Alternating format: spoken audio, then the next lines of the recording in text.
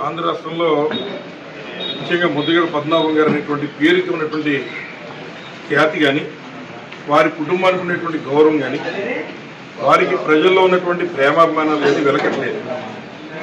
అట్లాంటి ఒక నాయకుడి మీదే ఈ రోజున ఈ కూటమి ప్రభుత్వంలో ఉన్నటువంటి దొండగలు ఒక దాడిని మరి చేసినప్పుడు ఈరోజు కనీసం దాన్ని ఖండిస్తూ ఉన్న మరి ఇతర పార్టీలో ఉన్నటువంటి వారంతా కూడా ముందుకు రావాలి.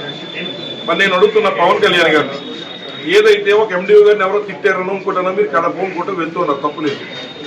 మరి సాక్షాత్తు ముద్దుగడ పద్మనాభం గారి ఇంటి మీదే అటాక్ జరిగితే కనీసం దానికి మరి ఎవరు కూడా కనీసం ప్రతిస్పందించలేదంటే ఈ కూటమి పార్టీ యొక్క వ్యవహారం ఏ రకంగా ఉందో సాక్షాత్తు ముద్రగడ పద్మనాభం గారికి రక్షణ లేదనేటువంటిది మేమందరం భావిస్తున్నాం.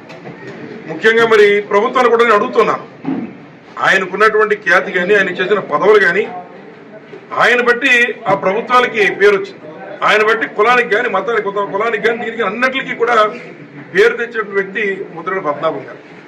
అట్లాంటి ఆయన మీద ఒక కార్యక్రమం, ఒక హేయమైనటువంటి చర్య ముఖ్యంగా మరి జనసేన కార్యకర్తల నుంచి జరిగితే దానికి ప్రతిస్పందన కరువు అయిందంటే ఒకసారి మిమ్మల్ని మీరు ప్రశ్నించుకోవాలని చెప్పి సందర్భంగా మేము అడుగుతున్నాం. ఇవాళ కొత్తపేట నియోజకవర్గం నుంచే కాదు, యావత్ రాష్ట్రం అంతా కూడా బాధపడుతున్నారు.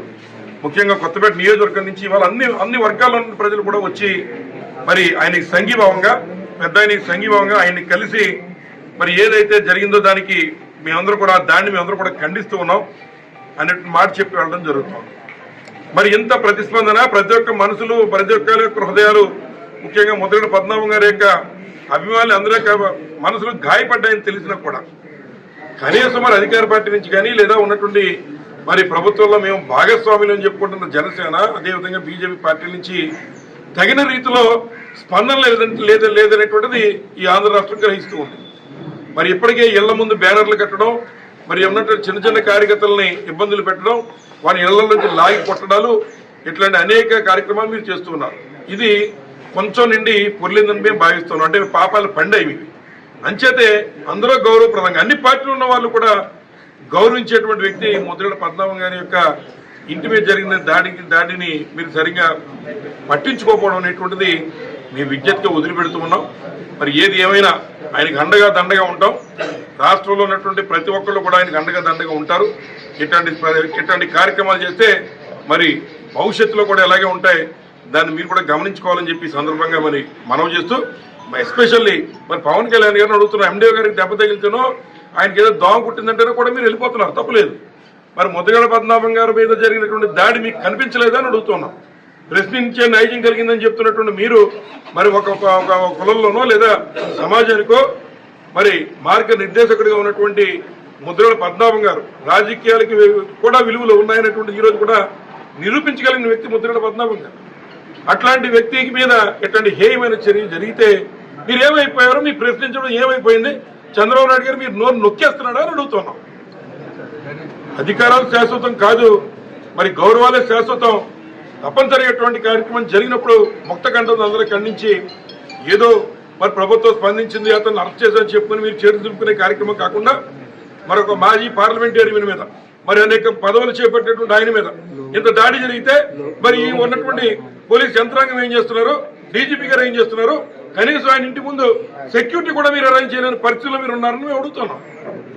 ఒక మాజీ పార్లమెంటేరియన్ అయినా అట్లాంటి వ్యక్తి మీద దాడి జరిగితే మీరు రక్షణ కల్పించిన బాధ్యత ప్రభుత్వానికి లేదా అని అడుగుతున్నాం.